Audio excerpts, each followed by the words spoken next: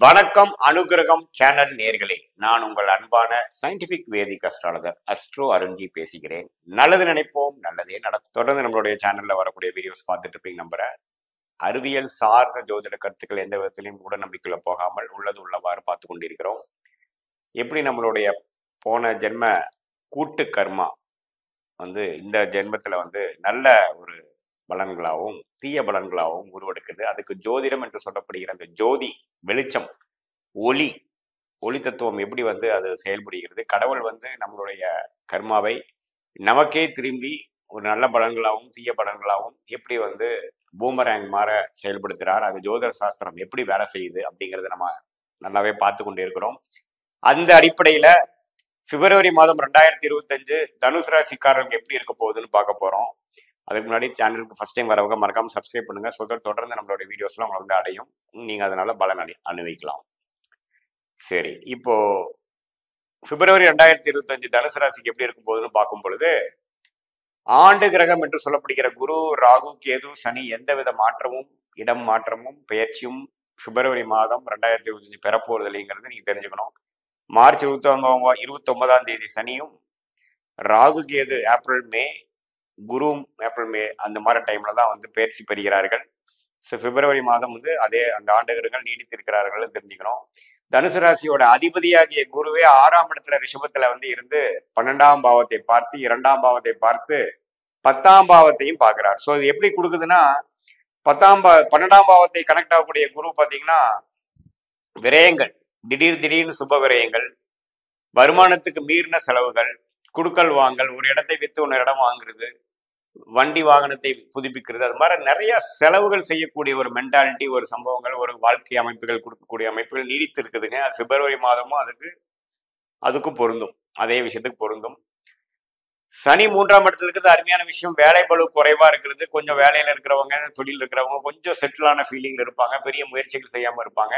சனி 4ஆம் இடத்துக்கு வரும்பொழுதுதான் அடுத்த லெவல் ஆஃப் டெவலப்மெண்ட், அடுத்த லெவல் ஆஃப் முயற்சிகள் கொடுக்கக்கூடியது. ஸோ இன்னுமே சனி 3ஆம் இடத்துல இருக்கிறது ஒரு நல்ல விஷயம்தான். ஒரு ஹனிமூன் பீரியட் கண்டினியூ ஆகக்கூடிய அமைப்பு தான். அதே சமயத்துல செவ்வாய் 7ஆம் இடத்துல ராஜயோகாதிபதியாக இருக்கிற செவ்வாய் 7ஆம் இடத்திலே நீடித்திருக்கிறார். மிதனத்திலேயே முழுசாக மாதம் முழுவதும் இருக்கிறாருங்கிறது கொஞ்சம் இல்லற வாழ்க்கை, நண்பர்கள் விஷயத்துல கொஞ்சம் கேர்ஃபுல்லா இருக்கணும். நம்ம அடுத்தவங்களுக்காக எடுத்து வச்சு பண்றது அது மாதிரி விஷயங்கள் இல்லாமல் அப்பப்போ கொஞ்சம் கோபதாபங்கள் வர்றதும், கருத்து வேறுபாடு வருவதும், இம்பல்சிவா சிலது பண்றதுங்கிற மாதிரி இருக்கும். கொஞ்சம் எமோஷன்ஸை கண்ட்ரோல் பண்ணி பொறுமையா இருக்கக்கூடிய அமைப்புகள் நீங்க கல்டிவேட் பண்ணிக்கணும். அதை நான் கேட்டுக்கிறேன். அதே சமயத்துல ராகு 4ஆம் இடத்திலும், கேது 10ஆம் இடத்திலும் குரு பார்வை பெறுகிறார்.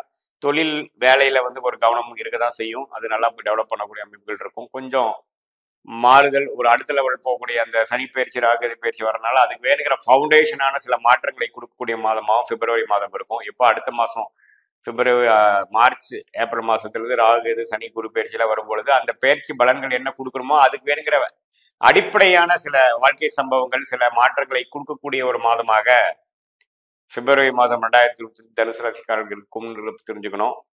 ஸோ அதனால இந்த ஆண்டு கிரகங்கள் இது மாதிரி ஒரு அமைப்பு இருக்கிறது தப்பில்லை. மாத கிரகங்கள் எப்படி இருக்குன்னு பார்க்கும் பொழுது, புதன் 2ஆம் இடத்துல மகரத்துல நட்பு வீட்டில் இருக்கக்கூடிய புதன் மாதத்தின் 3வது வாரம் 3ஆம் இடத்துக்கு போறார். முதல் 2 வாரம் குருவின் பார்வையில் இருக்கிறார். ஸோ மாணவ செல்வங்கள் எல்லாம் படிக்கக்கூடிய அமைப்புகள் இருக்கு, கான்சென்ட்ரேஷன் இருக்கு. 3வது நாள் அது சனியோட சேரும் பொழுது கொஞ்சம் கான்சென்ட்ரேஷன் மிஸ் ஆகக்கூடிய அமைப்புகள் உண்டு. ஸோ மாதத்தின் செகண்ட் ஹாஃப் கொஞ்சம் கவனமாக இருக்கணுங்கிறது நான் கேட்டுக்கிறேன். வேலையில் இருக்கிறவங்க, ஐடி துறையில் இருக்கிறவங்க, படிக்கக்கூடியவங்க, காம்படிட்டிவ் எக்ஸாம்ஸ் எழுதவங்க, காலேஜில் மேற்படிப்பு படிக்கிறவங்க எல்லாமே கொஞ்சம் மாதத்தின் 2வது of 3rd and 4th week கொஞ்சம் கவனக்குறைவு, ஃபோக்கஸ் பண்றதுல சிரமங்கிற மாதிரி சில விஷயங்கள் இருக்கும். கொஞ்சம் மெடிடேஷன் அது மாதிரி விஷயங்கள் பண்ணி மனசை திடப்படுத்தி டிஸ்ட்ராக்ட் ஆகாமல் இருந்துக்கணும், நெகட்டிவிட்டிக்குள்ள போகாமல் இருக்கணும்னு கேட்டுக்கிறேன். ஏன்னா சனியோட புதன் சேரும் பொழுது குருவின் பார்வையிலிருந்து விலகிறார். கொஞ்சம் மறதி, கான்சென்ட்ரேஷன் இஷ்யூஸ், மைண்ட்ஃபுல்லா இருக்கிறது இல்லாமல் ஏனோ தானு இருக்கிற மாதிரி அமைப்பு கொடுக்கும். கொஞ்சம் கவனமா இருக்கணும்னு கேட்டுக்கிறேன். ஜோதிடமே பார்த்தீங்கன்னா வருமுன் காப்போங்கிற ஒரு விஷயத்துல இருக்கிறனால இது மாதிரி இருக்குங்கிறப்ப நீங்க முதலே மென்டலா ப்ரிப்பேர்டா இருந்துக்கணும். அப்புறம் பார்த்தீங்கன்னா சூரியன் மாசி மாதம் பிறக்கும் பொழுது மாதத்தின் செகண்ட் ஹாஃப்ல 3ஆம் இடத்துக்கு போய் 9ஆம் இடத்துக்கு கனெக்ட் ஆகிறது நல்ல விஷயம். பாக்கியம், தந்தையார் வழியில சில சொத்துக்கள், சில மம்பு வழக்குகள்லாம் கொஞ்சம் பாசிட்டிவா வரக்கூடிய அமைப்புகள் உண்டு. இளைய சகோதர சகோதரிகளுக்கு கொஞ்சம் பாசிட்டிவான விஷயங்கள் இருக்கு. பட் என்னன்னா ஒரு 3-4 நாள் மாதத்தின் இறுதி பகுதியில் சனியோட சூரியன் சேரக்கூடிய அமைப்புகள் இருக்கு. அந்த டைம்ல கொஞ்சம் டிஸ்டர்பன்ஸ் வரக்கூடிய அமைப்புகள் இருக்கு. நான் முதல்ல சொன்ன பலன்கள், அந்த கவர்மெண்ட் விஷயங்கள், அப்பா விஷயங்கள், இளைய சகோதர சகோதரி விஷயங்கள கொஞ்சம் டிஸ்டர்பன்ஸ் இருக்கக்கூடிய அமைப்புகள் இருக்கு. அந்த டைம் கொஞ்சம் கவனமா இருக்கணும். மற்றபடி புதன் சூரியன் பயிற்சி பரவாயில்லை. செவ்வாய் 7ஆம் இடத்திலே நீடித்திருந்து ராசியை பார்ப்பது கொஞ்சம் டென்ஷனும், அப்பப்போ வந்து திங்கிங் அதிகமாக முன்யோசனை இல்லாமல் செயல்படக்கூடிய அமைப்பு இருக்கனால கொஞ்சம் கவனமா இருக்கணும். சுக்கிரன் வந்து 4ஆம் இடத்துல உச்சம் பெற்றிருந்தாலும் ராகுவோட சேர்ந்திருக்கிறார். ஸோ கொஞ்சம் ராகு கேது 4-11 சம்மந்தப்படும் பொழுது வீடு விஷயங்கள் இது எல்லாமே பிப்ரவரி மாதம் வீடு விஷயமாக, இடம் விஷயமாக சில பெனிஃபிட்ஸ் வரக்கூடிய அமைப்புகள் இருக்கு. அது மூலமா கடன் அடையக்கூடிய அமைப்புகள் உண்டு. ஸோ நல்லாவே வந்து இந்த 4ஆம் வீடு வலுத்திருக்கிறதுனால ராகு திசை நடக்கிறவங்களுக்குலாம் யோகம் வரக்கூடிய அமைப்புகள் உண்டு. சுக்கிரனுங்கிறதே ஓரளவுக்கு நல்லா இருக்கிறதுனால ஓரளவுக்கு நல்ல யோகமான ஒரு அமைப்புகள் உண்டு.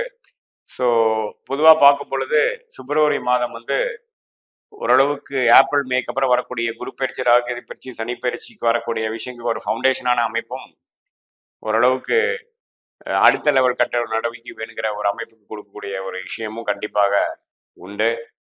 ஸோ இது வந்து ஒரு பொதுவான இது ஒரு பலன்களை தவிர உங்களுடைய ஜென்ம ஜாதகத்துல நீங்க எது மாதிரி நேரத்துல தேதியில எந்த ஊர்ல பிறந்திருக்கீங்க, அது மூலமா நீங்க என்ன லக்னத்துல பிறந்தீங்க, ராசி நட்சத்திரம் என்ன, என்ன தசாபுக்தியில் போய் கொண்டிருக்கிறது, அந்த தசநாதன் கோச்சாரத்தில் எப்படி இருக்கிறார், புக்திநாதன் கோச்சாரத்தில் எப்படி இருக்கிறார், இந்த நான் சொன்ன அந்த கோச்சார பலன்களும் அந்த தசாபுக்தி அமைப்பும் சேர்த்து பார்க்கும் பொழுது ஒரு துல்லியமான பலன்கள், எது செய்யணும் எது செய்யக்கூடாது, ஷார்ட் டேர்ம் ஃபியூச்சர் எப்படி இருக்கு, லாங் டேர்ம் ஃபியூச்சர் எப்படி இருக்குது, எது மாதிரி செயல்கள் விஷயங்கள் எப்போ செய்யறது நல்லது அப்படிங்கிறது ஒரு துல்லியமான ஜாதக பலன்கள் எடுத்து அது மூலமா வாழ்க்கையில மேலும் மேலும் நம்மளோட பொட்டன்ஷியலை ரீச் பண்ணக்கூடிய அமைப்புகள் பார்க்க முடியும். இந்திய வேத ஜோதிடத்துல வந்து அற்புதமாக துல்லியமான பலன்கள் பார்க்க முடியுங்கிறது நீங்க தெரிஞ்சுக்கணும். இது ஒரு பொதுவான பலன்களும் நீங்க தெரிஞ்சுக்கணும்.